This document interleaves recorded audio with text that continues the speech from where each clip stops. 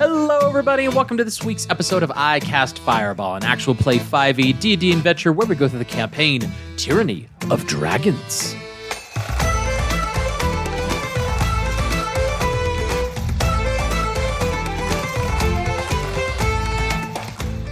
I'm Thomas, your DM for this adventure, and around the table we have...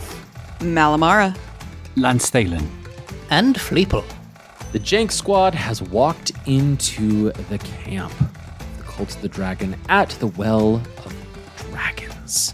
This caldera being much larger, much bigger, more populated, and in some instances more fortified than the caldera that was near Greenest all those months ago.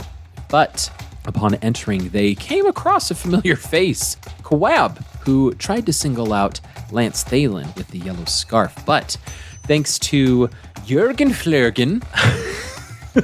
was able to dissuade Kawab from investigating a little bit further, him having one too many to drink. Very reminiscent of where we last left Kawab all those months ago.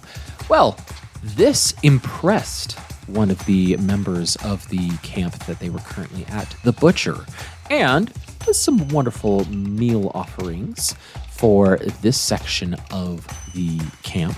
The Butcher kindly invited them to reside in the Wraithia section of the cult.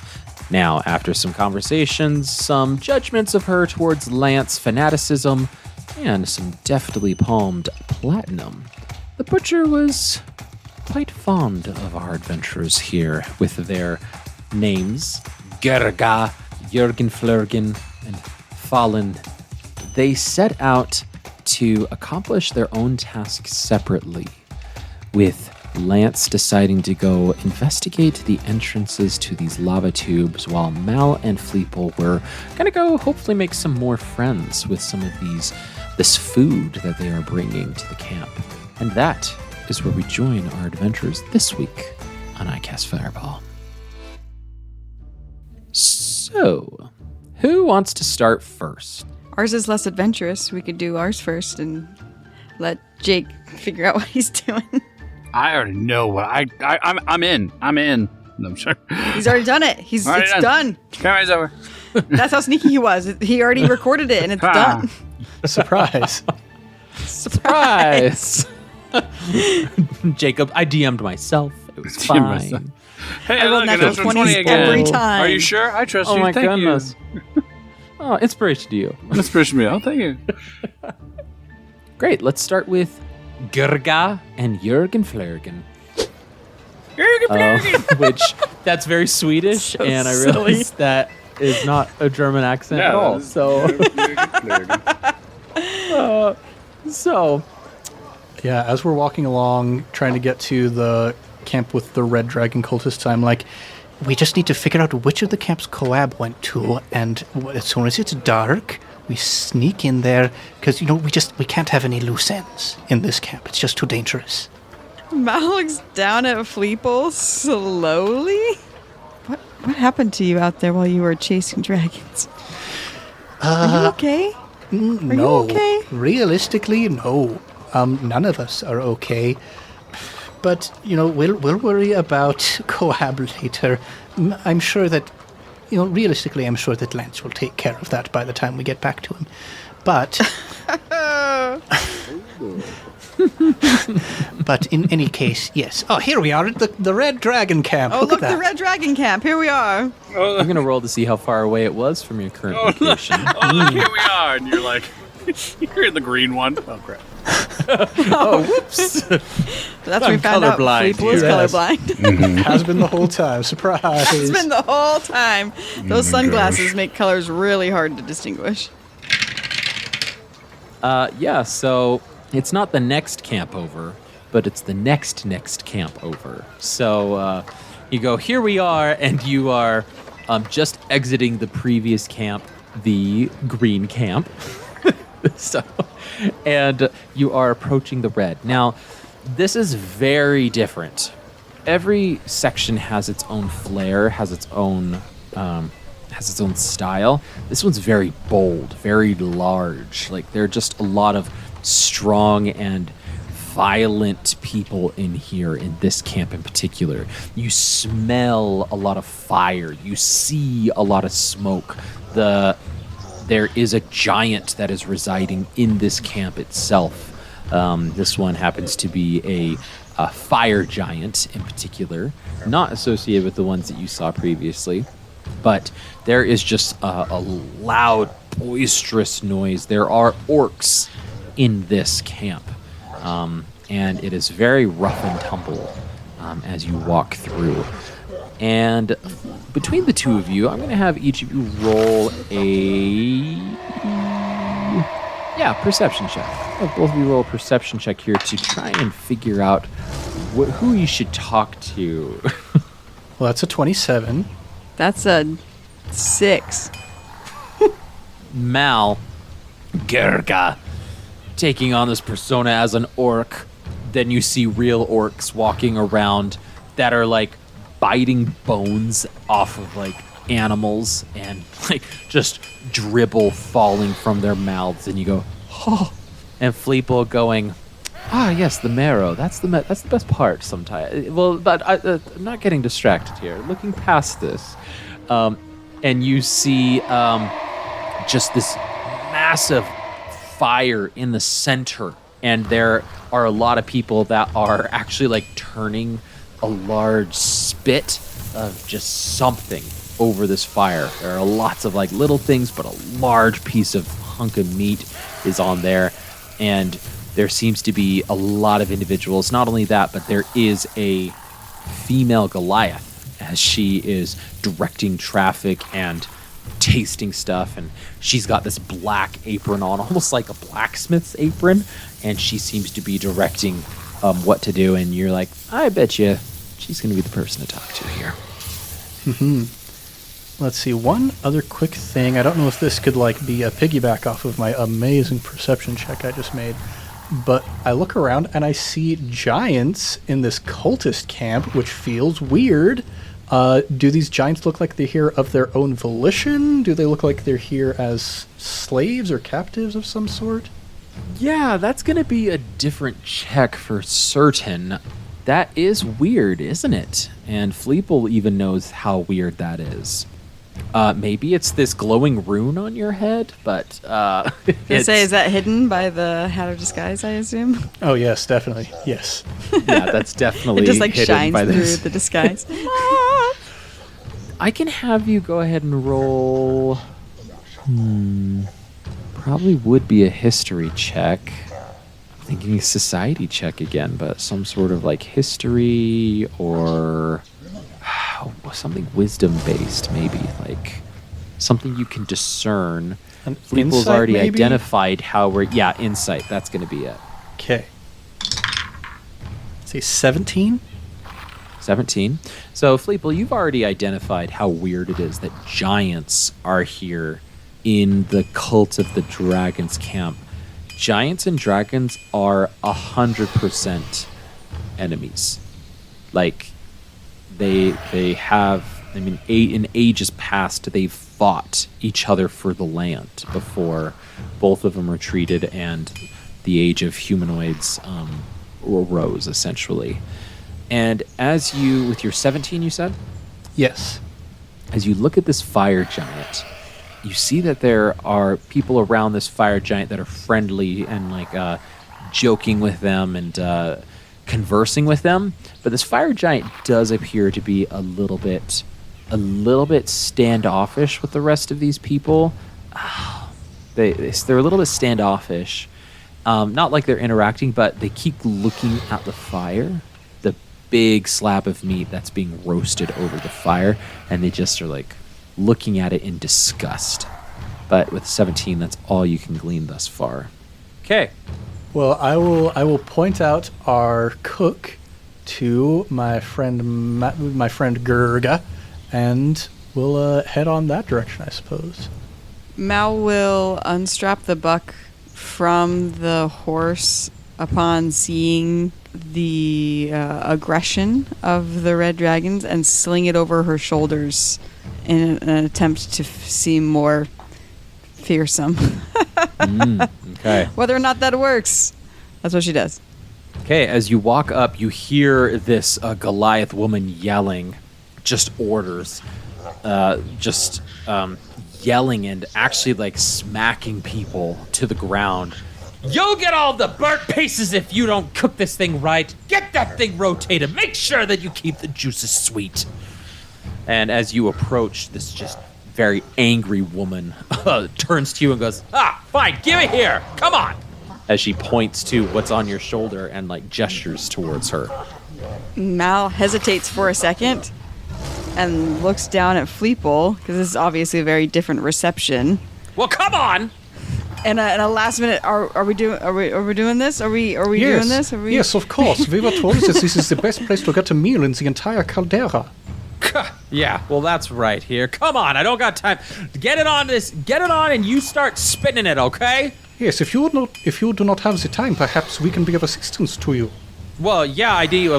We've got this whole camp to feed, okay? Now, quick, if you're not gonna get in line, then I'll get somebody else to get in line for you, okay? I look over at Malamara, and you can see that Fleeple's instinct to be where the food is kind of taking over. Just kind of looks at Malamara, eyebrows raised. And Mal will take that thing off of her neck. As you take it off your neck, she grabs it with one hand and lifts it like up to her, and she's examining it. She goes, this is a good kill. You did good there. Yeah, all right. And she just takes. Oh, shut up! Come on, get on the spigot here. Shut up. So she jams a spigot through it, and she just puts it and goes, all right, now turn. And if you ruin this and she gets really close to you, so help me, I will make you eat every bone of this creature. She's going to roll an intimidation check. That's a 9. I will not be intimidated. Okay. So as she does, she's like got sweat dripping from her face and her eyes are a little wild. But Mal, how do you react to this 9 intimidation here? She will spit on the ground between her feet and then making a big show of and start grinding or like spinning it on the spit and starting to cook it. That she's doing it begrudgingly, but inside she knows it's not because she was intimidated. It's because she wants to seem aggressive. Yeah, seeing your grumbling, she goes, yeah, we all came here with hopes of, I know, you're not the first person who said I'm going to make my name, but look, people got to eat. If you don't eat, you don't survive, okay? So get to spinning. You, as she points to you, Fleeple, and goes, what do you bring into the table, huh? Oh, well, you see, I was hoping that perhaps if you have some wine present, maybe some veal stock, we could get some marrow from the bones. I could make a nice bordelaise sauce to really elevate the situation here. Huh. Fancy guy, huh? Yes. Exactly, you got it right. Look at me. And I do a little spin. Go ahead and roll a persuasion check with her. Okay, this is okay. A little bit difficult for her. She'd have to go out of her way here to see. So go ahead and roll persuasion. All right, spending a luck point on that one. That's a 7. Do I spend this? Do I spend another luck point on this? I mean, I want to spend. I'll spend a luck point on this. Natural 20. There we go. She like looks at you as you go, and she's like, ugh. And you go, She's like, And then finally you do the spin and flourish and pull out these like fancy knives that you've like stolen from Bevan all those years, like months ago. Mm-hmm. And she goes, all right, fancy guy, I think I got something for you. Come with me. Come on. And at that moment, she grabs like a little gnome who's supposed to be spinning, goes, what did I say if you weren't going to be spinning anymore? And she chucks him across the courtyard, just shot puts him away from the fire. And somebody immediately comes over and just starts spinning next to Grrga as well. Goes, all right, come on. You got me on a good day. Let's go. And so she takes you, Fleeple, to go make some fine foods here. While Mal, you are stuck been in a hot piece of metal. Gosh. She'll be grunting to the orcs next to her.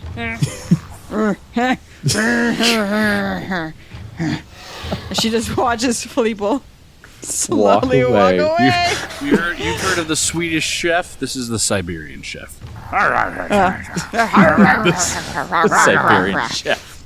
I might have to keep Jurgen Lerman in my quiver of backup characters. He's the new chef class that we're gonna create or take from. I've got a third-party chef class from DM's Guild. Don't It's test true. me. They have made those. That's right. While this is going on, and Grrga and Flurgen, Jurgen Flurgen. Let's go to Jurgen Lance. Lerman. Let's go to Lance. Lance, Yes. you are invisible. I'm gonna have you roll a stealth check. With advantage. Yes, with advantage, because you're invisible. And no one And can my see. boots give me triple advantage. No, I'm sorry. False. That's going to be still 30.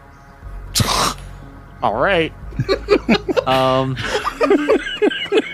So much resignation in that. Just like it's like in one word, Thomas just said, "This is my world now."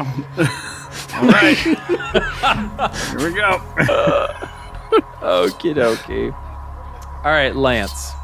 You have an hour with your invisibility, and rolling a 30, you are well aware that you can go almost anywhere as long as magic doesn't prohibit you, right?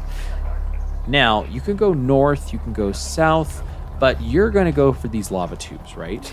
Yes. And you can see that there are many entrances, many different types of lava tubes. You're just going to the closest one, whether it's north, south, or are you going to a specific side of the caldera? I don't think we have so much knowledge. I don't think Lance has a location in mind. He's just going to find one. Okay, sounds good.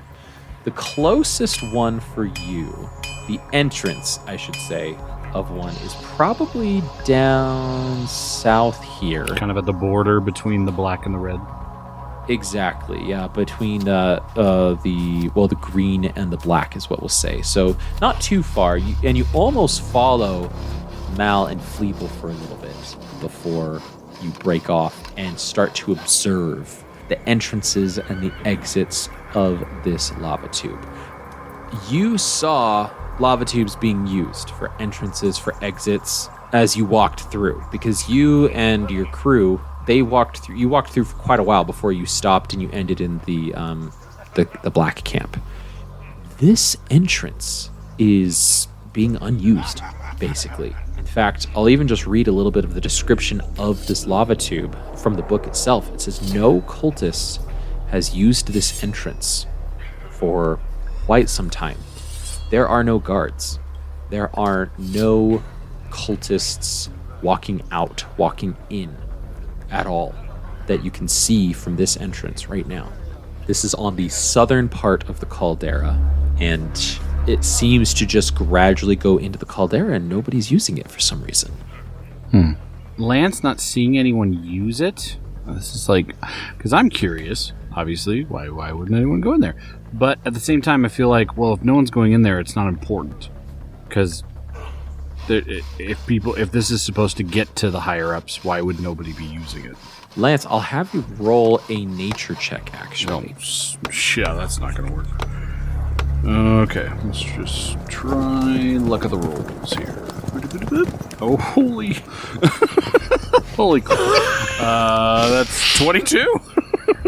Wow. I rolled an 18, and I got a 4 on nature, because my intelligence is okay. Goodness gracious.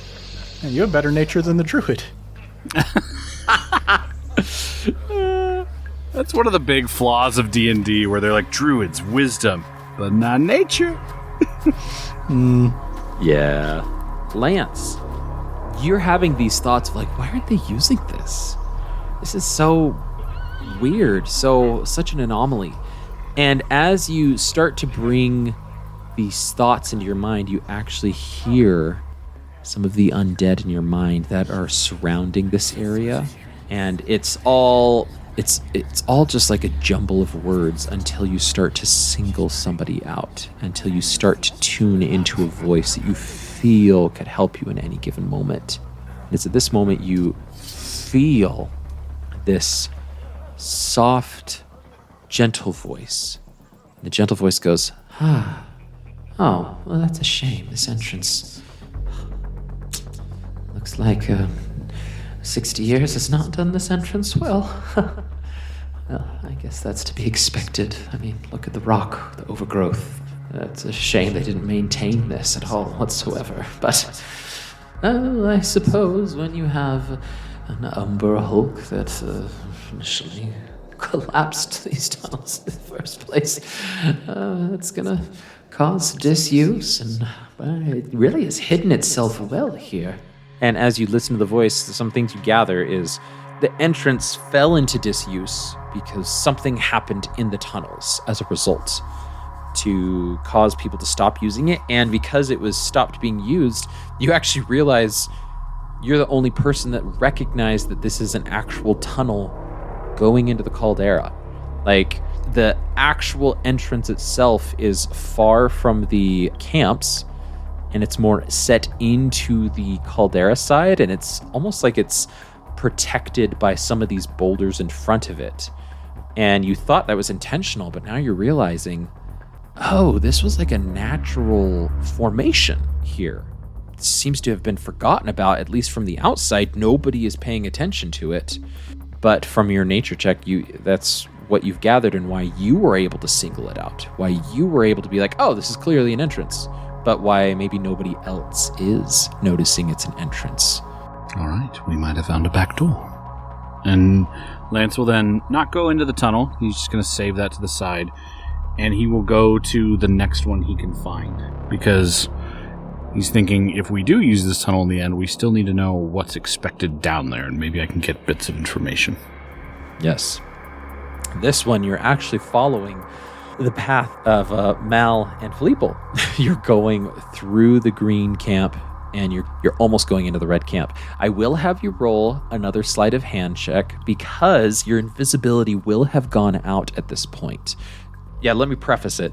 Before you get to the next lava tube, your invisibility will drop because it will have been more than an hour.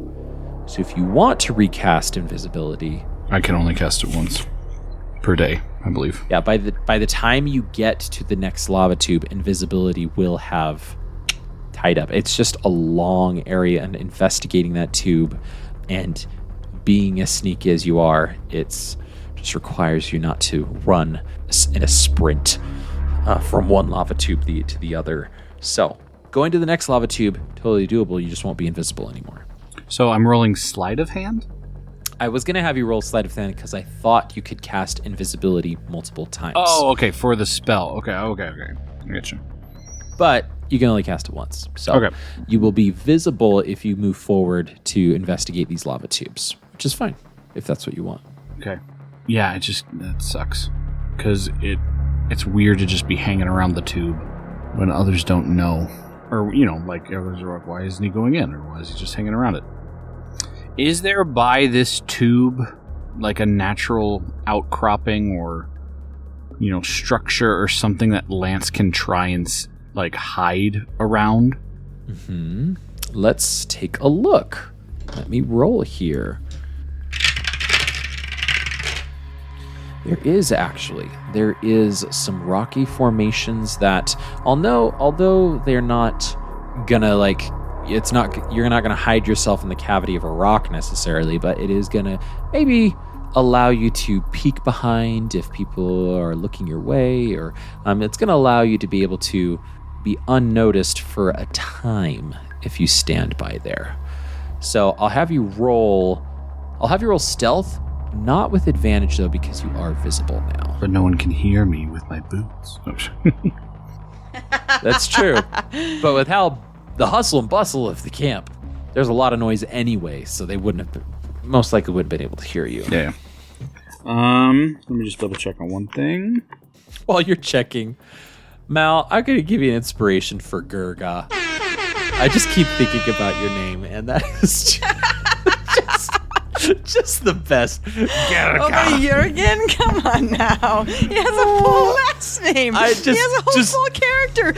I tied backstory to my name. Thomas says, "Screw that." Mine was meant to be if you accidentally forgot what you were supposed to say, and you're just like, I did, but and was making sounds. That was my intention. I'm mainly doing the inspiration because of the panic on your face in the session when you created that name. Oh my gosh! I was embodying the character. Thomas is rewarding your improv of that name. Mm-hmm. All right, stealth roll. Okay, I rolled a 6, but with reliable talent, that's a 10, and so with sneakiness, that's 24. Oh my gosh, you have a 14 in stealth? Yep. Okay, so you can't ever roll less than a 24 on stealth, is what you're saying? Yep. Unless it's a 1, and then that can be, obviously, have an effect. Cool. Reliable talent, folks. Reliable talent. Reliable talent Yes, and it is. expertise, because I expertised in stealth, so. Insert sigh. Okay, now, let's go ahead and look at this. It's a good thing you rolled a 24, honestly, Lance, because as you look, you see that this lava tube, heavily fortified. There are 1, 2, 3, 4, 5, 6, 7, 8, 9, 10 guards and like 3 drakes just milling about directly in front of this lava tube here. It is heavily fortified. How long are you planning to stay at this entrance by chance? It's been an hour. I'd say another 30 minutes at least. Okay, sounds good. Let me roll something here then. As you are standing and watching for a good 30 minutes, the guard doesn't change. They are not like actively like on post and like full attention and nothing's gonna break their sight. I mean, they're talking to each other, but each of them are in like full armor. So not just robes, but they're in armor, and that includes like face masks that not only cover most of their face, it's like a helmet that actually extends outwards into these like tendrils that you feel are supposed to represent the horns of whatever dragon it may be. Some are straight up, some are curved, some are out, some are just chaotic. These absolutely look like guards on duty. They've got their weapons on the ready. They've got, some of them have their drakes on leashes there. This definitely seems to be a fortified position, although they are being a little bit lax at the current moment. After 30 minutes, however, you see one of them pipe up and sort of like hit another person right next to him, and they all like kind of say something to each other. They're a little far for you to hear exactly what they're saying, but because they're whispering. But all of them sort of like stand up and stand to attention, and they part to the sides of the wall. And that's when a high-ranking member of the cult, one in purple robes that you don't recognize, walks out and away from them, and they have their own entourage. And while they walk away, the guards are standing at attention and until they're out of sight, and then they all lax a little bit as well. I will follow Purple Robe. Okay, sounds good. I will have you... Yeah, let's have you roll... Ooh, do I want it to be a d6 or... Yeah, let's have you roll a d6, please. I don't want you to roll sneak anymore because I know what you can do. I already know you're going to get 24. 6. Okay, sounds good. This is into the red camp, but as this purple robe and their entourage is walking, the purple robe figure has their hood over their head. And they seem to be walking with purpose. And they have like 2 guards on either side. And as they enter the red camp, the way parts for them, essentially. Like there's nobody in front of them. There's nobody who dares to stay in the path, and they circumvent the fire pit. They don't want to get too close to the fire pit, and it looks like they are moving with purpose past and through the red part of the camp. But at one point, there's like a gust that sort of like blows the hood back of the purple cloaked individual, and as the hood falls back and they're sort of brushing stuff out of their eyes, you see a familiar figure as they wipe the crud out of their eyes and away from their face. A attendant hurriedly comes over and pours water on their cloth, and as this person in the purple robe reaches for the cloth and goes to wipe their face slowly, you see the face of Vandal as he is cleaning the grime off of his face. He cleans himself, cleans his hands, throws the cloth back behind him before he moves his hood back up and walks with purpose out of the red camp and away from you. Oh, I'm following. And I'll text real quick on the side. You shouldn't text and walk, but I'm doing it. I'm going to text to Grrga and Jurgen. Basically, I will just say, I have eyes on Vandal. I'm following. Okay. And Mal's so the one who who has the stone right now? Yeah, right? I gave my stone to Lance, so you have it, Fleeple. Oh, okay. So yeah, I get a text while I'm heading over to the kitchens, or okay, yeah. I take a quick glance at it, take a quick second glance at it, take a quick third glance at it, my eyes getting wider each time, and I just say a quick prayer to Bahamut that Lance will be smart about this, because I have appearances to keep up right now. Yeah, I guess that's what Fleeple does. Fleeple, I'm actually going to have you roll a religion check for that prayer. Ooh, baby, yes, I like Because you remember that. the conversation you've had with Bahamut. That's right. He almost petitioned you to be in like, I will help where I can. This is the moment for you to ask and our relationship to be to grow. Okay, that is an 18. 18. Okay. I will make a note of that and see if that will come into play if need be in the future. Okay. Give me 1 second. I'm just going to make a quick note here. Never too early to start implementing good DM tactics at the end of a campaign. Yeah, like taking notes. Taking Never notes. too late. During Never too the late. session. Especially after we specifically called that out as a good tactic during one of our recent episodes. Yeah. So Lance, we'll come back to you on. So Fleeple, splitting the party 3 ways is fun, isn't it?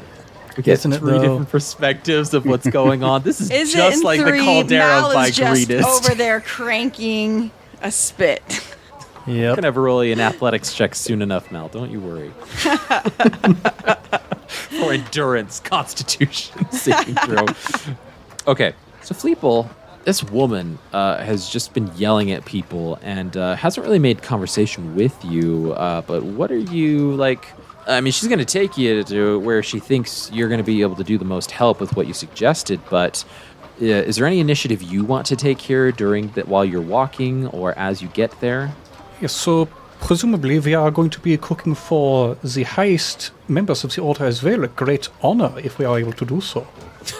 Yeah, if they come out of that caldera at any time soon. I mean, we'll probably keep a little bit to ourselves, depending how good it is. I mean, if it's not any good, I'm going to kick you out and hopefully you better watch your back. You know what I'm saying? I know what you're saying, yes. But Yeah. Don't worry about me. I will make something that they will want to come out of the caldera for. And, well, I suppose if they are too cloistered in, perhaps we can bring it to them, I suppose. I guess that's how it works. Yeah, right. You think I've gone in that place? I don't want to go in that place, all right? Too many red wizards for me. And she just kind of scoffs as you're getting to like her work area, and she grabs a spoon and smacks some of like the old meat that was been clinging to it off as she goes, spits on it, kind of rubs some of the dirt out of it. Yeah, look, you must be overly eager to try and get into there, okay? Yeah. I want no part of that. But hey, if they want food brought to them, you'll be the first person I send, okay? Oh, okay. Yes, I suppose that can work, yes. As she's like getting some of her stuff. Look, all I'm saying is all the people I've sent in there, they haven't come back out, okay? Oh. So, it's your funeral. No, noted, yes. But look, what supplies do you need? Do you need a bowl? I mean, I'm not giving you my bowl, okay? Okay. As she like looks at you grimacing. Grimacingly. You wouldn't happen to have a saucier about here, perhaps? That really works best. She stares at you blankly when you say that. Okay, yes. Get me a pot and a spoon and we'll be okay. Okay, cool. Yeah, she gives you a very deep pot. One of those very, very tall that you're cooking for 50 people types of pots. And she gives you this spoon where the handle is like half broken off. And there's some like bits of food on the end of it that you have to like kind of scrape off, eat. Maybe you eat, maybe you just don't. Please don't eat it. Please don't. Yeah, what's on there? Please don't eat it. Yeah, I'll do my best to clean it off, and I look at the deep pot and say it'll take a while for the stock to reduce in this. I would like something with a bit more surface area, but that's okay. I get the thing and I fill it up with some beef drippings or whatever animals they're cooking, and I'm going to supplement my cooking with my produce flame to get this stock bubbling, get it reducing down, so that I can, start making my fancy bordelaise sauce. Great. Yeah, the drippings you have are dragon drippings, actually. Oh, okay. Yes. Wonderful. So very unique. Very they mix interestingly with the stock that you've got going on here, and I'm gonna roll to see what type of dragon drippings there are. Oh, the cultists and the dragons have a very interesting relationship going on here. Yeah, well, I mean, you saw that big slab we got up there. Well, a Chardalon, he's the one that brought that to us, okay? There was some dominance. Yeah, there was some dominance up there, and of course, he crushed it.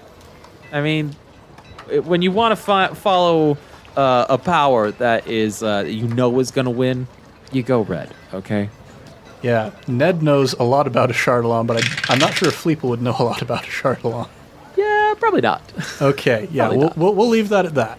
Okay, yeah, this is, interestingly enough, it's making your broth a little bit cold, so it's starting to congeal a little bit. Looks like there was some sort of white dragon or wormling that might have been destroyed in dominance with a Chardalon there. So, okay. Yeah. Okay, I can make this work to my advantage. I was hoping to gelatinize it, so the sickening is going to actually work to advantage here. So, I get some wine. Can I get my hands on some wine that I can start reducing in there as well? She takes out a flask and is like, all right, here you are. Yeah, I start reducing that along with the stock, get some alliums in there, some garlic, some shallot, and some thyme if they've got it. And yeah, by the time I'm done, I got this nice thick coat the back of a spoon style sauce that's just gonna make Severin absolutely jump out of his socks with excitement. Yeah, what sort of cooking check can we have you make here? You said you got that third-party subclass thing, right? Yes, So, the cook class. The cook class? What sort of checks are we making here? Can we make that? Nature? Nature, I know. Maybe. Maybe? Survival for cooking? Your survival might depend on how you do on this, so we could probably Sure. let's go with survival. Oh, man.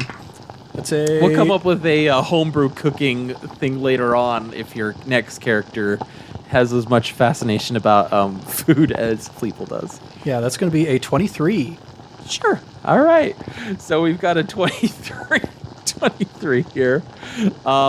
You're not proficient with cook's tools, so we can't add proficiency, but you don't need it. So yeah, I've got my herbalism kit, so that's where the herbs come in. That's right. The thyme and all that coming in. Yeah, it's reduced very nicely. And she goes, huh, you're able to use whiskey and get that, huh? That's Well, pretty good. Yes, it's just all about knowing the technique, and then you're able to put the ingredients together. However, you take what life throws at you, whatever happens to be in the icebox at the time. Yeah. I mean, it's not my cup of tea, obviously. Give me a turkey leg and I'm fine. But Well, you should try a bit of this. I mean, and she takes a little spoon and she goes, I mean, yeah, it tastes good, but seems like a lot of fluff. I mean, no offense to you fancy people over here, but it just seems like a lot of unnecessary hoopla for something when you could be spending that time getting some good old red meat. Yes, well, you see, those people in the purple robes over there, they're all about fluff, if you ask me. So I think this is going to be just what they want. Yeah, she kind of like scratches her chin at that and goes, that's what they want, huh? Okay. We got a recruiter around here. Yeah. Why don't we take this to their tents, see what they say. All right. She's definitely impressed with what you've been cooking up here, what you've been doing. She goes, first we got to make sure that meat isn't burned and just don't have to kill a few people. All right? But Yes, looks like you're off the hook today, bud. Oh, good. Don't worry, Grrga is a very good cook. I don't know who that is. And with that, we go to Mal.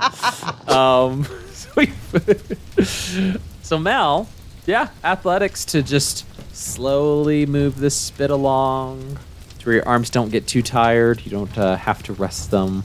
Go and roll an athletics check. A 26. You guys, do you have reliable talent? No, you just have only asked me to roll my highest statted things, except for perception. Oh, man, it's like, yeah, there I we go. only have intimidation and athletics. That's all she is.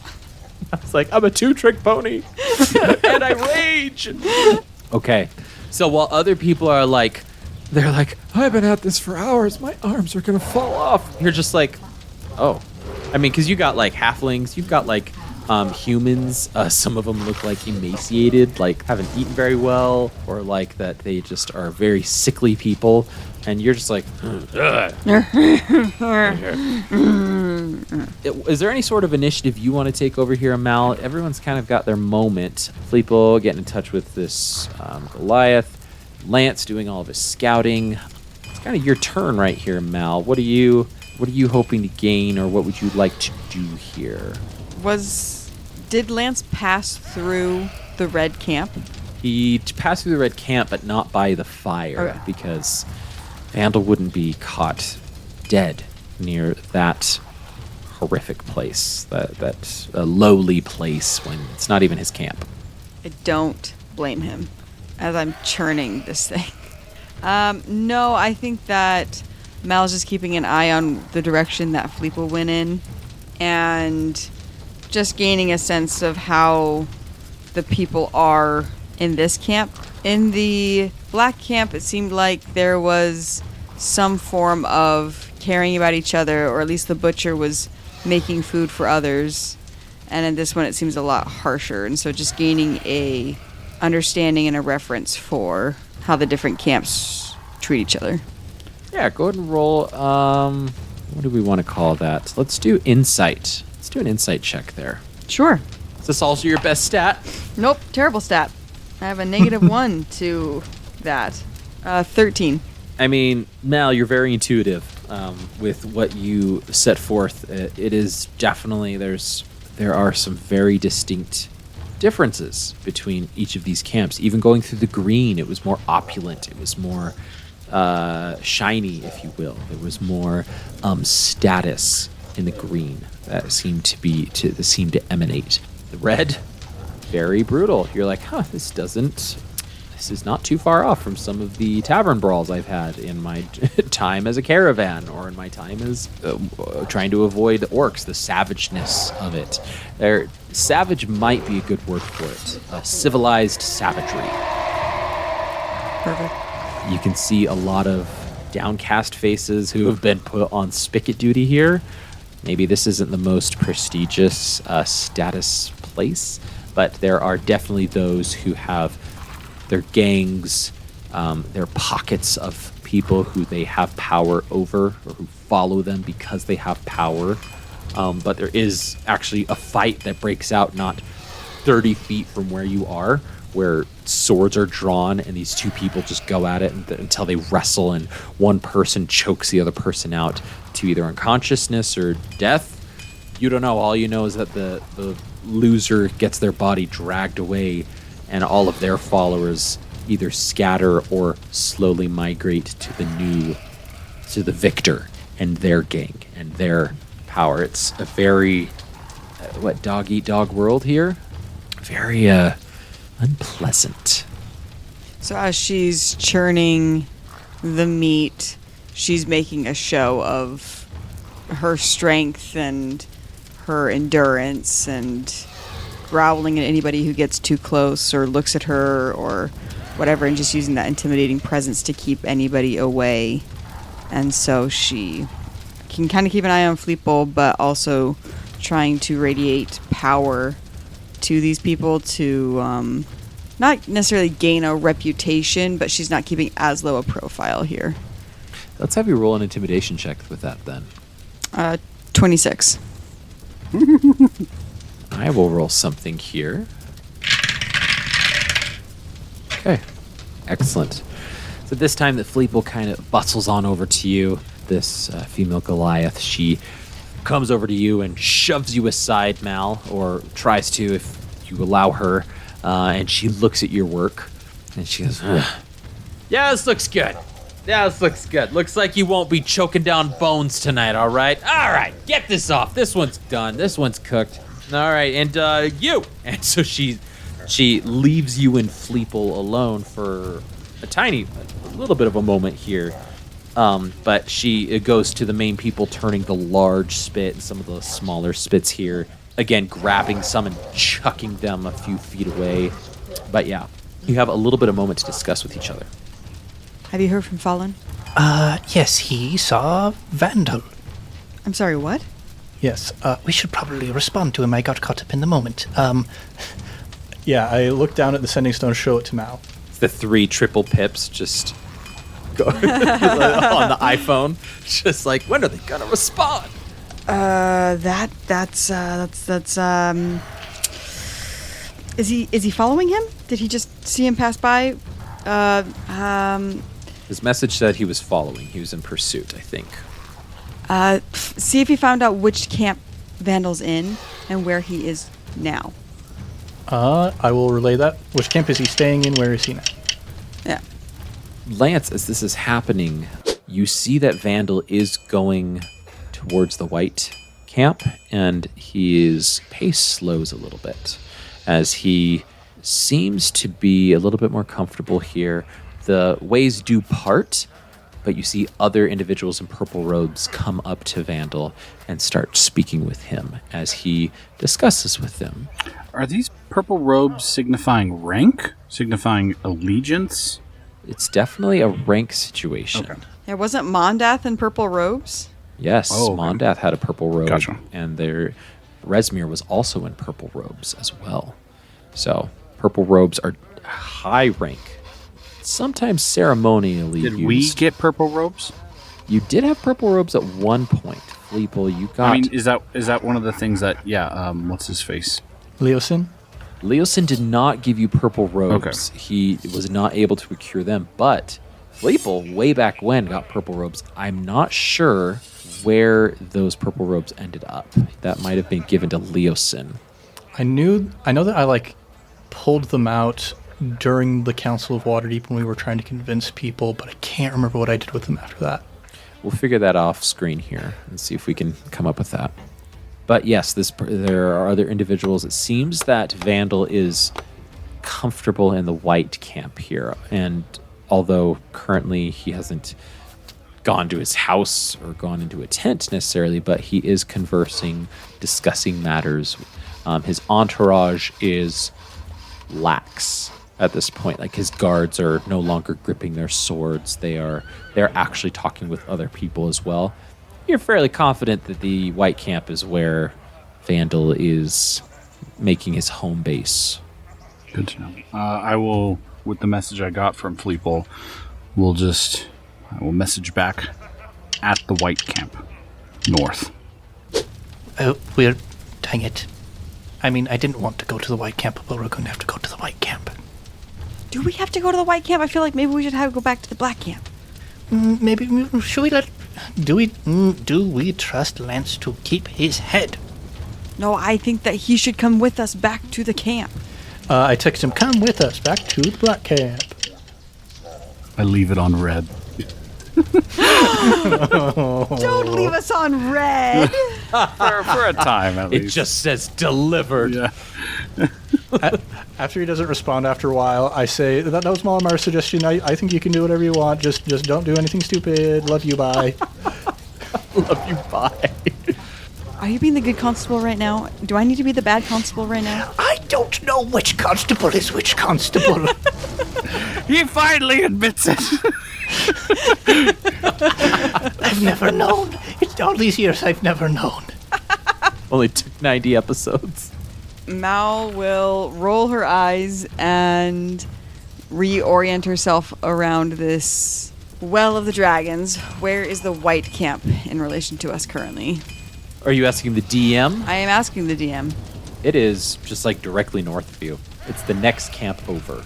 I think we should go find Lance. I don't trust him to make good decisions and not do anything I wouldn't do. Wow. While he's following Vandal. I don't trust you to make good decisions. I'm sorry. Trust is earned, Lance. I've earned this. All right. As you start to leave, this Goliath woman's like, all right, fancy pants, let's get some of this meat on a plate and smear your whatever sauce all over it and whatever you want to do. And let's see if we can go impress some of the people around here, huh? Yes, of course. Give me just a moment. And I turn to Grrga and I say, do you want to take care of that while I take care of this? Fine, but I think that you should keep... Should you keep the rock? I'm worried about us splitting up too many ways. I'll hang on to the rock, yes. All right. You be careful, and I'll meet you back by the butcher. Sure, yes. All right. And Mal will jog off towards the white camp. Great.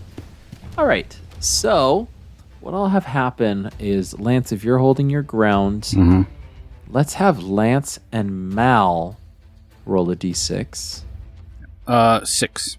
A 3. Okay.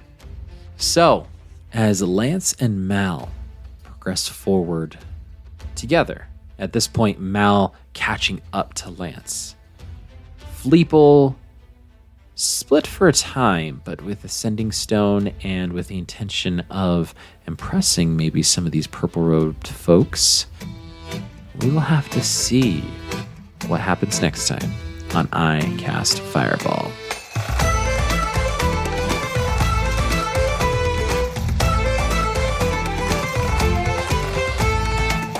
You're not going to tell us what the rolls were for? No, he's not. No, I'm not. Oh my God. Boy. Oh, yeah. Woo! I just like this D6 thing never happened until Thomas found out I can roll 24 automatically. So, now all of a sudden I'm rolling Find sixes some other all of thing a for you to sudden. roll. We've done the D6 thing a couple times, but certainly not to this extent. It's almost as if you're in a high intense Yes, situation for sure. here. And For sure, Yes, for sure. yes, we are. allowing for random encounters or benefits might be a good way to help facilitate what happens here. Well, this is a ton of fun. Discovering the dynamics of each of these camps or each of these sections. Vandal coming out. This is some good fun stuff that we've been building towards for quite a while. I need to give props to really Mickey and Jacob and Ned here.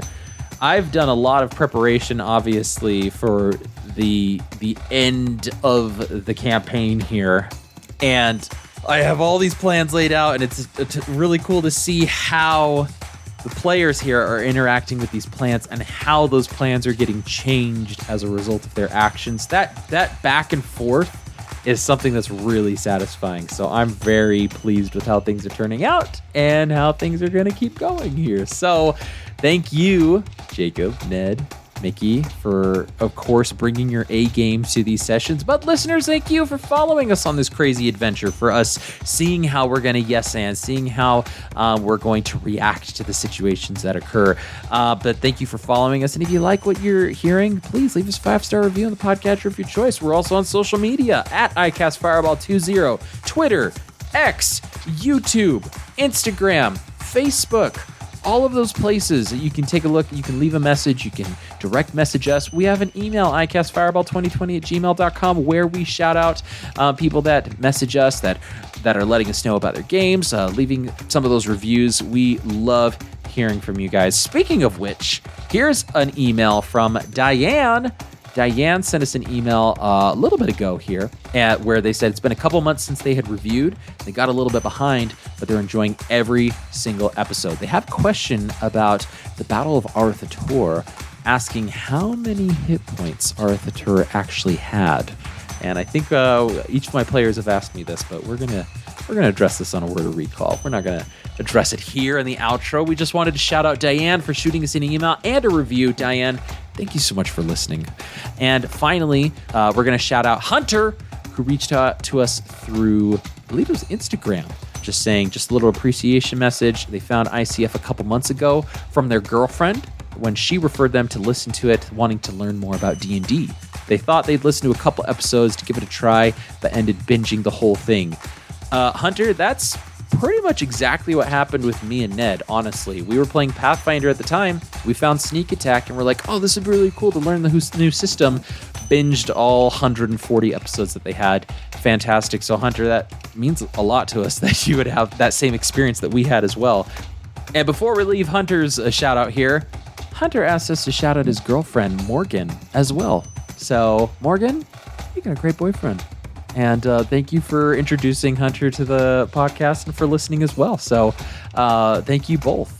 If you want to get a shout out, or if you want to interact with us on a daily basis, go to our Patreon, where we have a tier where you can interact with us on our patron-only Discord channel. We have a ton of fun conversation, ton of fun quizzes that are going on there. So don't forget to look at those tiers to see what works for you. Don't want to forget shouting out our sister podcast, Improv Tabletop, where Ned's going to go through some Fate Accelerated campaigns, mini 1-month adventures where everything is absolutely improv with suggestions from you, the audience members. So don't forget to leave them a 5-star review on the way out. Lastly, don't forget to like, subscribe, and share with your friends and fellow wacky adventurers. But until next time, I'm Thomas, your DM, and around the table we have Malamara and Grrga. Lance Thalen, Phaleon. And Flippel und Jurgen Rahmen. Let's keep that fire going, everybody, and we'll see you all next time.